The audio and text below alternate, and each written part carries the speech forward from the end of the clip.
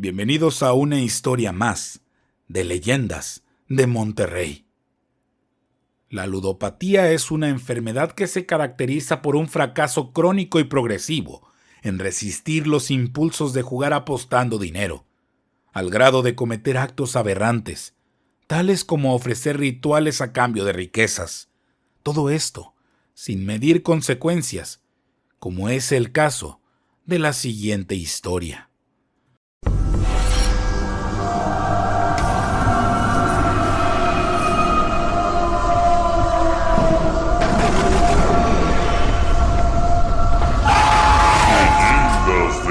Monterrey.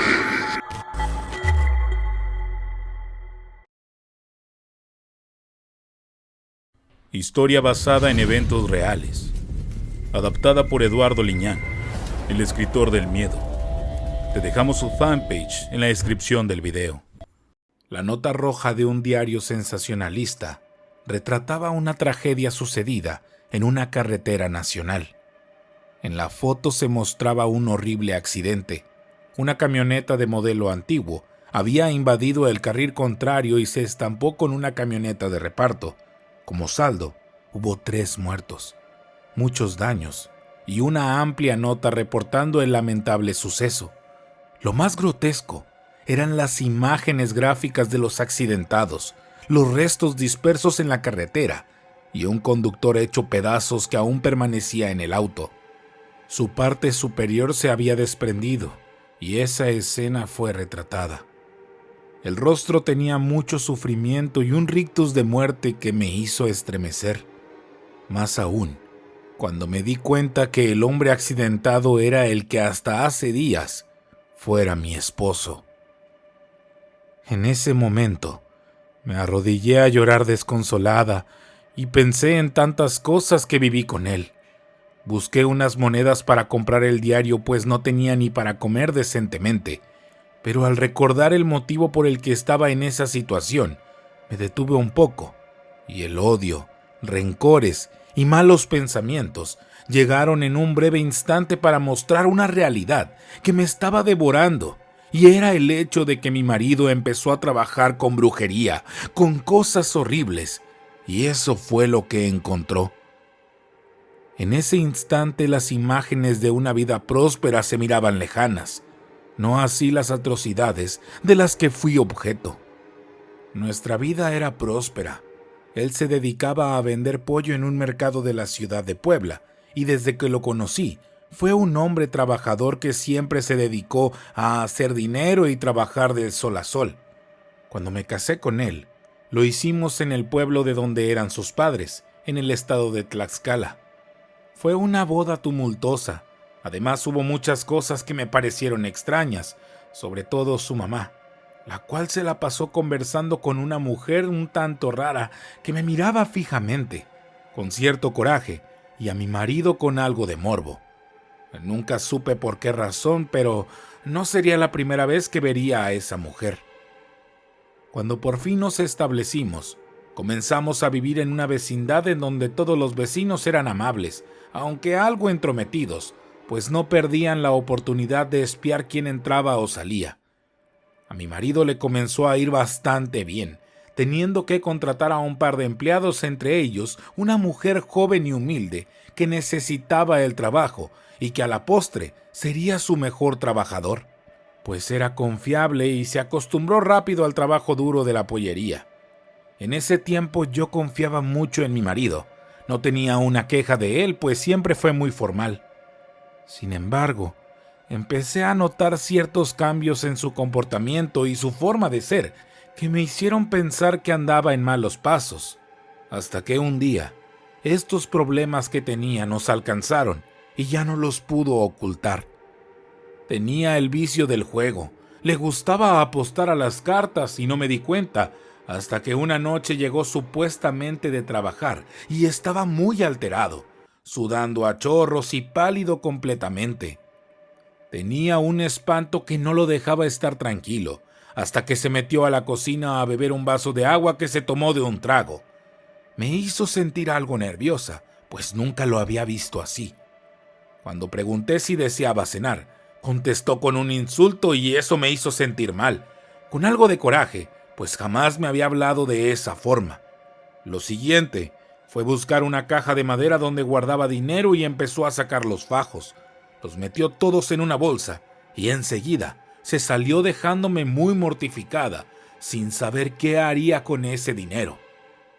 Al poco rato, regresó desconsolado, con un rostro lleno de tristeza y decepción. Supe que ese dinero se lo había entregado a unos cobradores de la casa de apuestas, a donde iba cada tarde antes de cerrar el negocio. Pero a veces se quedaba jugando por horas hasta el anochecer. Como tuvo una buena racha, decidió apostar mucho, pero perdió todo en un juego de cartas, y eso no era lo peor. Quedó a deber otro tanto más, y eso fue la ruina. El mundo, mi mundo, se me vino encima. Los problemas comenzaron a llegar gradualmente porque cada vez teníamos menos y trabajábamos mucho más. Tuve que irme a la pollería a apoyarlo y las cosas se volvieron caóticas, pues no terminaba de liquidar esa deuda que crecía cada vez más, pidiendo préstamos para cubrir otros, hasta que finalmente vendió la pollería y con ello liquidó su deuda, pero no su compulsión por jugar, metiéndose en problemas cada vez y poniéndome en duda si realmente quería estar con él en esas condiciones. Pero una parte de mí lo amaba y no quería dejarlo solo.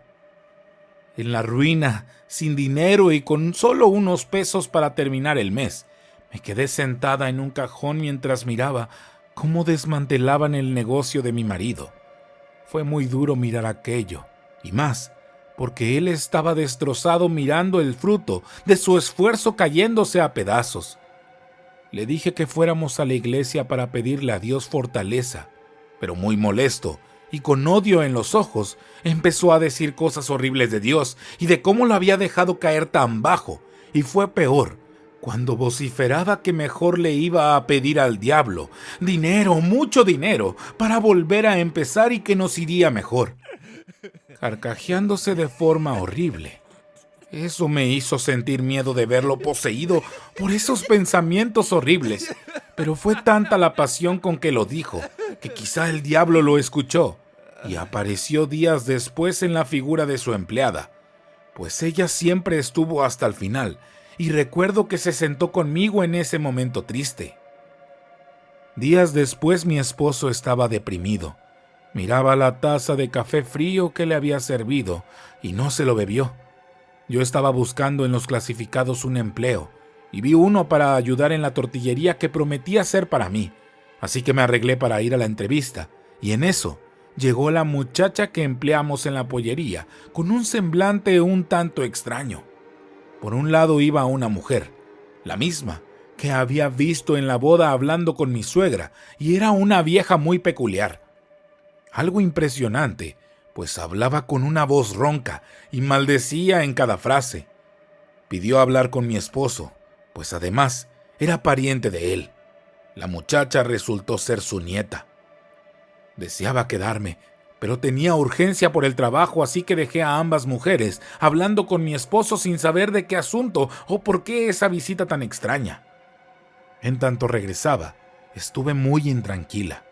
No sabía qué iba a pasar con el trabajo y con nuestras vidas, y al abrir la puerta de lámina de mi casa, con asombro, vi a mi marido parado en medio de la sala semidesnudo, con los brazos extendidos, y las mujeres le frotaban cosas por todo su cuerpo.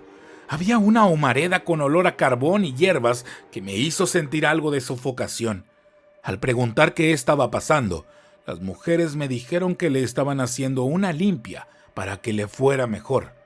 Algo que me resultó extraño, pues a pesar de saber que esas cosas ocurrían, no creía mucho en eso, pero me llenó de mortificación una figurilla que descansaba frente al cuerpo de mi esposo. Era una especie de santo desconocido, pero el término santo era ambiguo para describir esa cosa que no tenía una forma de persona. Era una figura de barro negro que quizá representaba la creencia de la señora, que hacía sus rezos y pedimentos. Tenía un aspecto prehispánico, como esos ídolos que encuentras en las zonas arqueológicas. Antes de que pudiera preguntar y reclamar todas esas cosas, Las mujeres me miraron con seriedad, diciéndome que no estorbara, que mi marido había tomado su decisión en ser ayudado y que pronto le iría mejor. Pero nunca imaginé que todo eso fuera a hacerse verdad. Fue hasta que terminaron todas esas cosas que le dejaron instrucciones a mi esposo y se retiraron, no sin antes recibir una mirada de desprecio de la señora y la sonrisa burlona de la muchacha que en ese momento me pareció un insulto, después de todo lo que mi marido hizo por ella. Él no quiso hablar del asunto, se quedó quieto pensando quizá en todo lo que debía hacer y solo me dijo: «Haga lo que haga, mujer, es para que nos vaya bien. Yo ya estoy maldito, y eso no se me quitará nunca por lo que hice y lo que haré». Sin comprender por qué decía eso, me quedé estática un buen rato intentando digerir ese momento irreal. Las cosas estaban pasando. Fueron un momento difícil, pues no podía entender qué era lo que estaba pasando con mi esposo, qué influencia se apoderó de su conciencia para envenenar su mente. A partir de ese día mi esposo comenzó a tener costumbres muy extrañas. No dormía, siempre andaba hablando solo, como si se dirigiera a alguien invisible. Me daba escalofríos pensar que alguien de verdad estuviera ahí escuchándolo. Después se levantaba temprano para encender veladoras y orar con mucho fervor a una estampa de la muerte que pegó en la pared. Pero no era una muerte como se le conoce, era diferente, pues ésta tenía un aspecto sombrío. No era el esqueleto cubierto de un manto, era una especie de máscara que emulaba un rostro descarnado, y el cuerpo estaba cubierto por un manto de color púrpura. No sé qué clase de creencia era esa, pero era bastante siniestra. Me provocaba sentirme mal físicamente, pues cada que la miraba sentía náuseas y un dolor de cabeza, uno que me duraba todo el día. Entre todas esas malas noticias y cosas horribles que estaban sucediendo en mi entorno, y que cada vez me conducían más a abandonar a mi esposo, en esos días me dieron un trabajo en una tienda de conveniencia. Ahí comencé a laborar casi todo el día, y aunque la paga no era muy buena, mantenía mi mente ocupada todo el tiempo de tal manera que pasaba poco tiempo en la casa, pues mi marido se la pasaba dormido todo el día o haciendo sus oraciones a esa figura horrible, a la cual comenzó a llamar su doñita.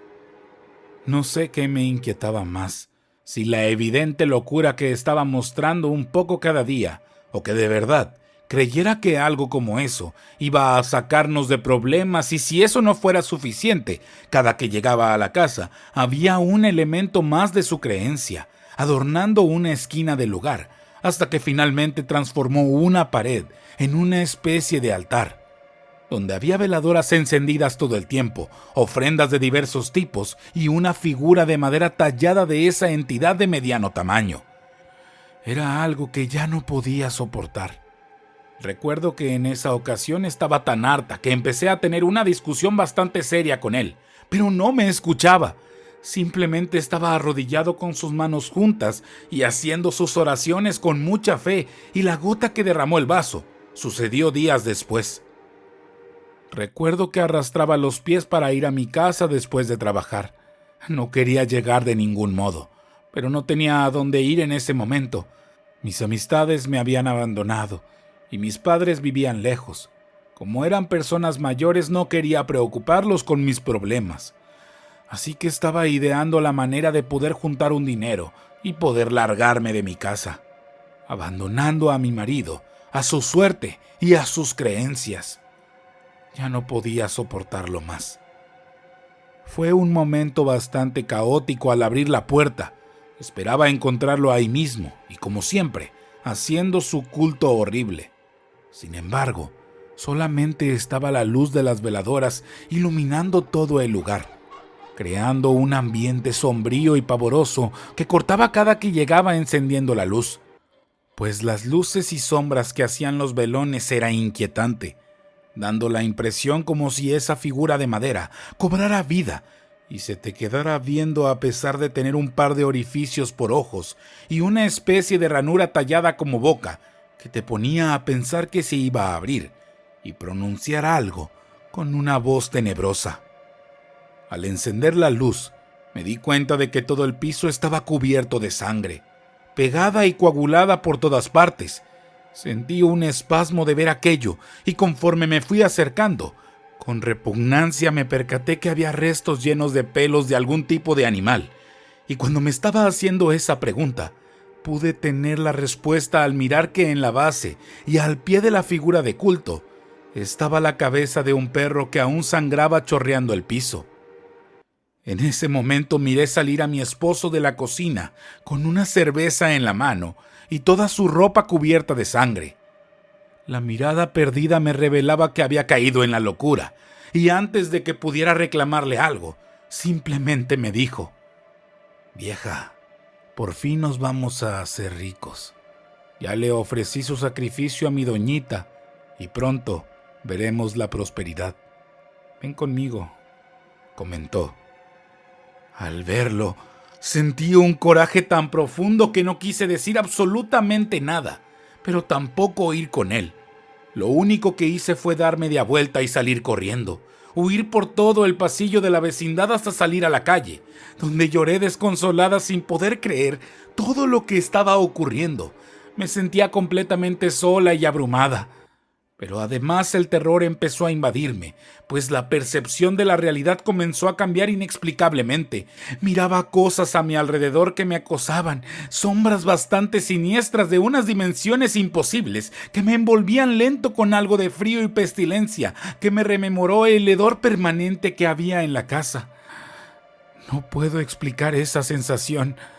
No puedo decir si realmente todo eso que estaba ahí en la calle se había apoderado de todo el lugar, incluida la vecindad y los alrededores. Tampoco sabía si mi marido había liberado algo tan horrible que ahora afectaba el lugar de distintas maneras, y de algún modo todo ese estrés y la angustia que estaba experimentando me hizo ver esas cosas horribles a mi alrededor, acosándome con el terror que provocaban. Cuando ya no pude más, tan solo me desvanecí en la calle. Después, desperté en una cama que conocía y era la mía. Mi marido permanecía a un lado acostado muy sereno.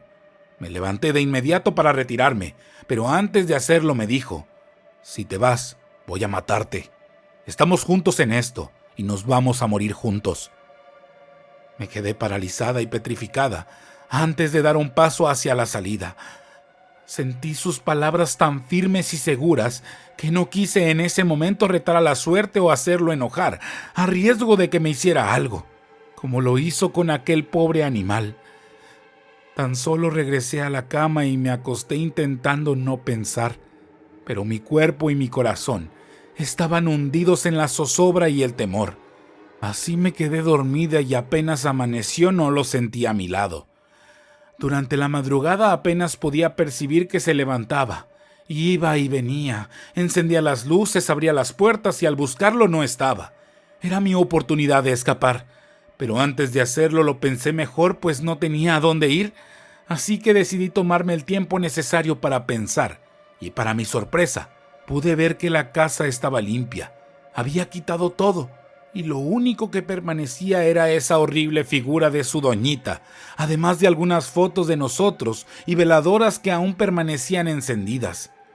El ambiente olía diferente, no se sentía tan hostil, y pude hacerme un café antes de irme a trabajar. Pero en ese momento enfrentaría una situación horrorosa que me hizo temblar desde lo más profundo. Antes de abrir la puerta para salir, pude escuchar que algo tronaba. Era como si algo se estuviera quemando, pues hacía esos crujidos que me hicieron voltear a buscar el origen de ese ruido. Y con espanto pude percatarme que la figura de madera de esa muerte movió la cabeza. Estaba segura de que eso había sido, pues recordaba cada detalle de esa horrible cosa que me miraba desde el vacío de sus ojos. Tan solo temblé y sudé helado al mirar que esa cosa no despegaba la vista de mí. Así que lento, abrí la puerta sin dejar de mirar, y antes de salir, nuevamente crujió para mostrar al fondo del pasillo una negra figura que pasaba rápidamente. Fue horrible lo que sentí al ver eso, así que salí corriendo sin asegurar la puerta. Fue el peor momento hasta ese instante en que sentí temor por mi vida y mi integridad. Todo ese día estuve con mucha tensión. Me equivoqué varias veces al cobrar y atender. El momento de la salida y al regresar a mi casa fue aún más tortuoso. Al llegar a la vecindad, con sorpresa, miré que salía mi esposo. Iba muy arreglado como hacía mucho no lo veía. Se había afeitado y peinado para atrás. Se puso un traje que lo hacía ver muy presentable. Los zapatos lustrosos me hicieron preguntarle a dónde se dirigía, y me dijo que iba al casino de Don Abel, un viejo usurero que tenía un lugar de apuestas clandestino en el interior de su edificio y que muy pocos apostadores conocían. Lo que más me sorprendió es que fuera a ese lugar sabiendo que esa fue la causa de todos nuestros problemas, su compulsión por el juego y de verle a esa gente. Entonces, no quise saber nada más, dejándolo ir sin ningún reclamo. Pero al entrar a la casa, caí en la cuenta y sentí escalofríos cuando pensé de dónde había sacado el dinero para ir a apostar. Así que corrí a buscar un lugar donde guardaba mis pocos pesos que ganaba y que estaba juntando para largarme de ahí. Cuando descubrí la caja vacía, sentí un odio y una frustración tan profunda que quise irlo a buscar para reclamarle. Pero en vez de eso, lo esperé para confrontarlo y hacer que me devolviera lo que me había robado. Aunque eso era relativo, pues sabía que iba a regresar sin nada. Después de la medianoche escuché que la puerta se abría y me desperté. Me había quedado dormida en el sillón de la sala. Tuve muchas pesadillas, lo recuerdo bien. Sentía que esa extraña figura me miraba dormir, pero no quería retirarme a mi habitación, pues ahí se sentía más denso, y mi esposo había metido la figura al cuarto, por alguna extraña razón. Al verlo entrar sonriente y radiante de su cara, llevando un pequeño maletín de cuero abrazado, antes de reclamarle, echó el contenido del maletín en la mesa, y eran fajos de dinero que había ganado en las apuestas. Lo único que me dijo fue: «¿Ves? Te dije que la doñita nos iba a ayudar. Mira cuánto gané esta noche. Mañana iré por más». No podía creer todo lo que estaba pasando. Todo ese dinero me dio mucho temor. Sabía que al ganarlo también había puesto en riesgo su vida. Esa gente no estaba acostumbrada a perder. Así que intenté decirle que mejor tomáramos todo y nos fuéramos de ahí, a formar una nueva vida y una familia lejos de todo ese horror. Lo único que recibí fue una bofetada que me mandó al piso.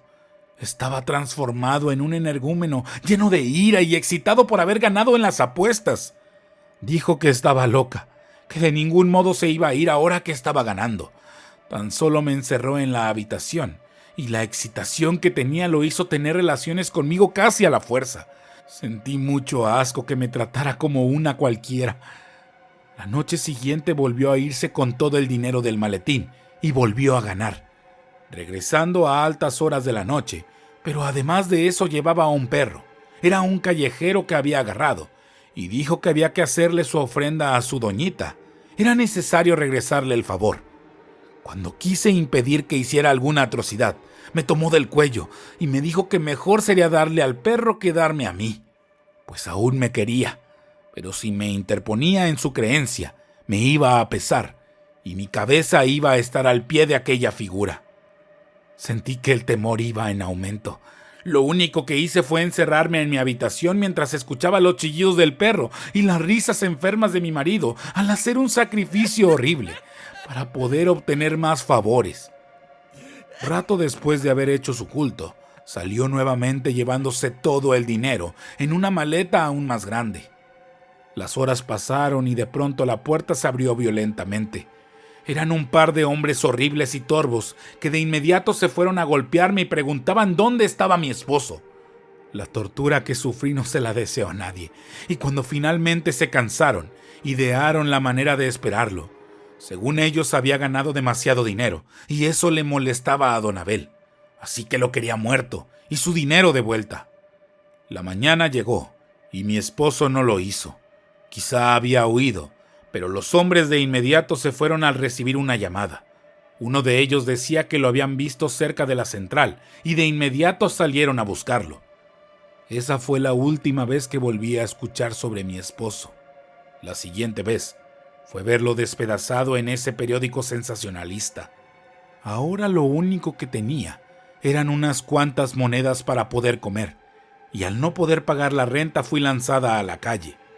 Durante ese proceso, recuerdo haber visto a la maldita que engatusó a mi esposo en ese culto a la muerte de madera.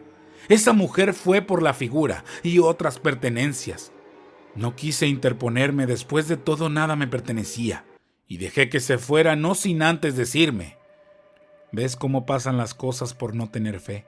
Así tú, muéstrale fe y verás cómo te ayuda. Sin voltearme fui a vivir de arrimada con una mujer que trabajaba en la misma tienda que yo, siempre hambrienta y siempre cuidando mi dinero que no me rendía. Viví en la zozobra y el temor de saber cómo una vida próspera se fue al demonio por la ambición, el vicio y las creencias siniestras que muy pocos podemos comprender. Dejo mi testimonio y espero que esto le sirva a alguien. Si te gustó la historia, dale like y compartir. No olvides darle clic en la campanita para avisarte cada vez que tengamos un nuevo video. Mi nombre es Jonathan Espinosa y esto es Leyendas de Monterrey.